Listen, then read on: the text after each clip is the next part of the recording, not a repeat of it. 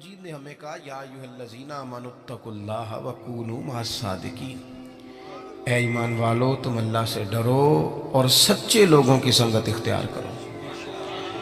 آپ تجربہ کر لیں، آپ کسی وڈیرے اور دنیا دار کے پاس اٹھے بیٹھے، آپ کا مزاج بن جائے گا، آپ کا دولت کمانے کو دل کرے گا، آپ کے بچے فوٹو اتاریں گے۔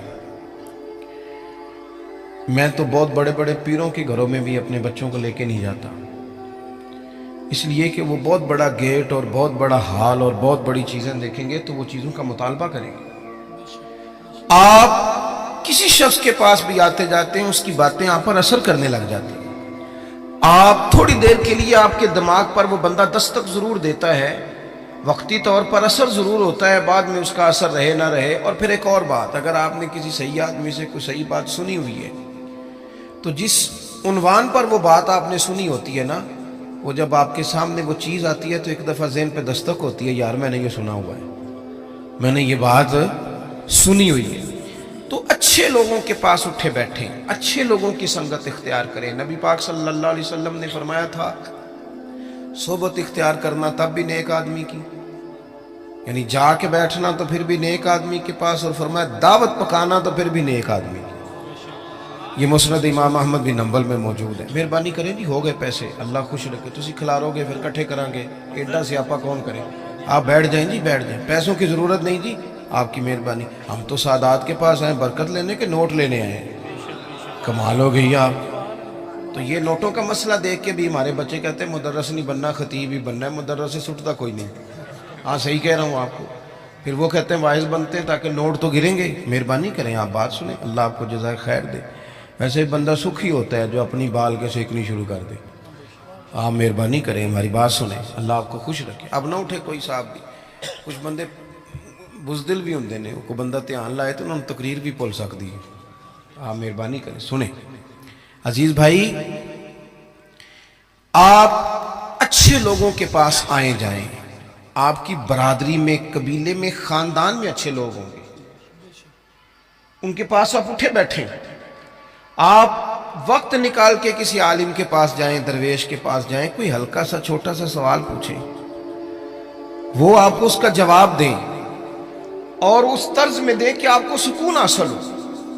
ہم بے چین لوگوں کے پاس اٹھتے بیٹھتے ہیں جن کی دوڑ لگی ہوئی ہے دنیا کمانے کی، انہوں نے ہمیں بھی بے چین کر دیا۔ پریشان لوگوں کے پاس بیٹھے جو مربوں کے چکر میں تھے، مال کے چکر میں تھے، ہم بھی بے چین ہو گئے۔ شہرت مند لوگوں کے پاس جا کے بیٹھنے لگے جن کی بڑی شہرت تھی، بڑا عروج تھا، ہم بھی ٹینشن میں ہو گئے کہ یہ کس طرح سے حاصل کی جا سکتی۔ آپ متقی پرہیزگار لوگوں کے پاس بیٹھیں۔ متقی پرہیزگار ہوتے کون ہیں؟ حضرت مجدد الفسانی شیخ احمد فاروق سرہندی رحمۃ اللہ علیہ فرماتے ہیں کہ 3 باتیں ہوتی ہیں نیک لوگوں کی، اس رستے پہ ہمیں چلنا بھی چاہیے، اور صرف 3 باتیں، لمبی بات نہیں اور آسان۔ فرماتے ہیں نیک آدمی پہلے دین کا علم سیکھتا ہے، پھر اس علم پہ عمل کرتا ہے، اور پھر اس عمل میں خلوص پیدا کرتا ہے تو اللہ اسے اپنا ولی بنا لیتا ہے۔ یہ جو علم دین ہے نا، علم دین، ہمارے ہاں ایک معرفت وہ بھی ہے نا جو جاہلوں کی معرفت ہے، یعنی وہ کہتے ہیں عالم کو کیا پتا ہو۔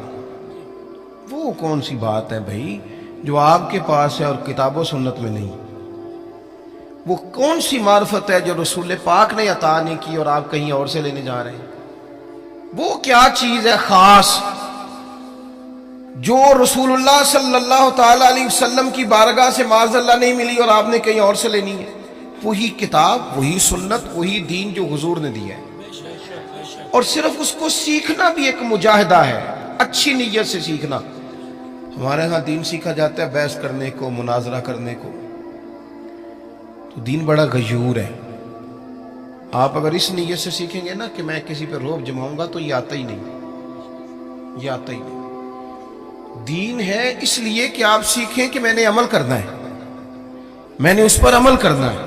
ترمذی شریف میں حدیث موجود ہے، نبی پاک صلی اللہ تعالی علیہ وسلم نے فرمایا کہ جس بندے نے دین کا علم اس لیے سیکھا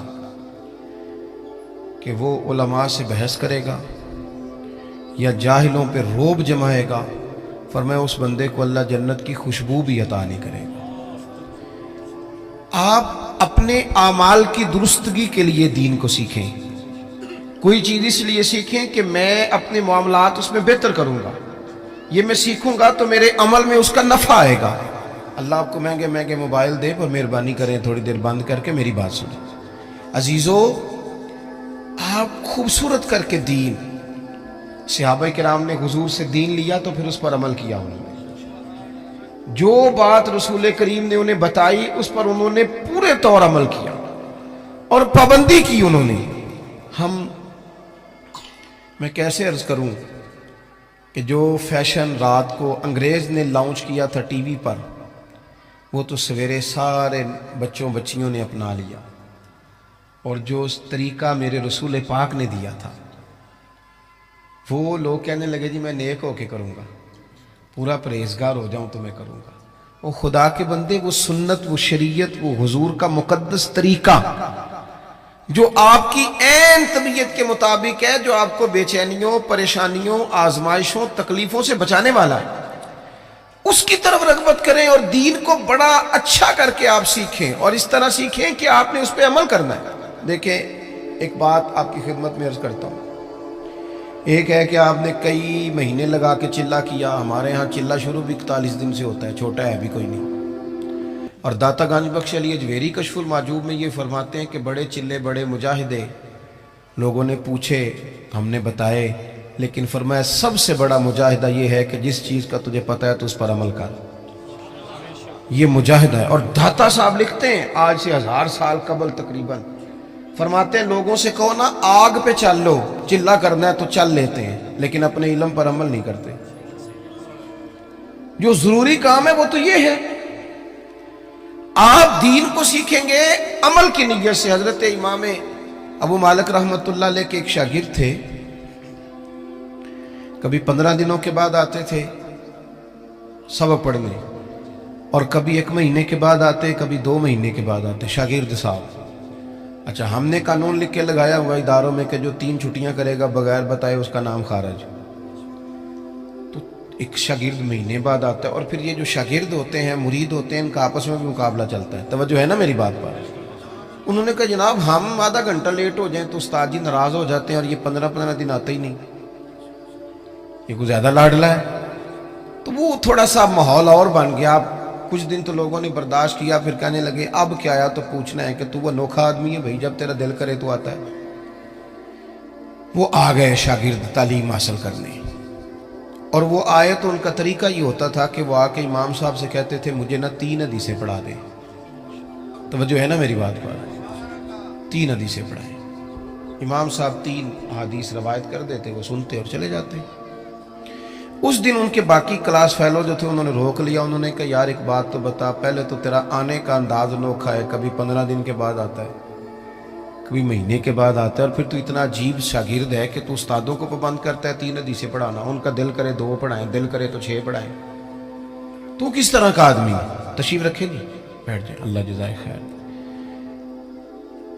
تو پہلے تو آ وقت پہ, اور پھر تو اتنا عجیب ہے کہ تو استاد کو پابند کرتا ہے. تو وہ کوئی صاحب دل آدمی تھا, وہ کہنے لگا یارو تم نے جلدی کی, اعتراض کرنے میں جلدی کی, اور کچھ تو مجبوریاں رہی ہوں گی, یوں ہی کوئی بے وفا نہیں ہوتا, تم نے جلدی کی, ذرا پوچھ تو لیتے اصل بات کیا تھی, مدعا تو پوچھتے.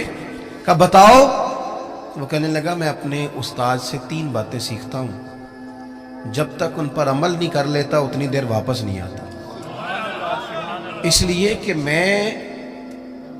میں نے کوئی اس لیے تھوڑی سیکھا ہے کہ میں اس سے واہ واہ کراؤں گا اور میں اس سے مناظرہ کروں گا اور میں جاہلوں کو کہوں گا تمہیں کیا پتا. میں نے تو اپنی تربیت کے لیے دین لینا, اپنی تربیت کے لیے. میں جلسوں پہ جاتا ہوں تو بہت سارے لوگ شکوہ کرتے ہیں, کہتے ہیں آپ 20 منٹ تقریر کرتے ہیں, 1.25 گھنٹہ کریں.